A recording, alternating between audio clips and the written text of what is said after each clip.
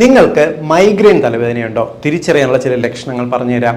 എപ്പോഴും ഒരു 12-13 വയസ്സിന് ശേഷമായിരിക്കും സ്ത്രീകൾക്കോ പുരുഷന്മാർക്കോ ഈ തലവേദന വരുന്നത്. പുരുഷന്മാരെക്കാൾ സ്ത്രീകൾക്കാണ് ഈ തലവേദന വരാനുള്ള സാധ്യത കൂടുതൽ. തലയുടെ ഒരു വശം, ഇടതുവശത്തോ വലതുവശത്തോ ആയിരിക്കും ഈ വേദന കൂടുതൽ. കണ്ണ് പുറത്തേക്ക് തള്ളുന്ന പോലെയോ കണ്ണിൽ പൾസ് അടിക്കുന്ന പോലെയോ ഈ വേദന വരാം.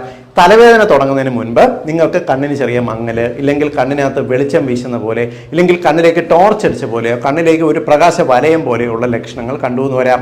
കൂടാതെ തലവേദന വന്നു കഴിഞ്ഞാൽ ഗ്രാജുവലി തുടങ്ങി സ്പ്രെഡ് ചെയ്യും. എപ്പോഴും തലവേദന തുടങ്ങുന്നതിന് ചില സ്പെസിഫിക് സൈൻസ് ഉണ്ട്. ഉദാഹരണത്തിന് ചില ഇനം മണങ്ങൾ, സ്പ്രേയുടെയോ മണ്ണെണ്ണയുടെയോ പെട്രോളിൻ്റെയോ ഒക്കെ മണങ്ങൾ ഇറിറ്റേഷൻ ഉണ്ടാക്കും. സമയത്തിന് ഭക്ഷണം കഴിച്ചില്ലെങ്കിൽ, ഇല്ലെങ്കിൽ അമിതമായി ഭക്ഷണം കഴിച്ചാൽ, ഉറക്കക്കുറവ് വന്നാലെല്ലാം ഈ തലവേദന വരുന്നത് കാണാം.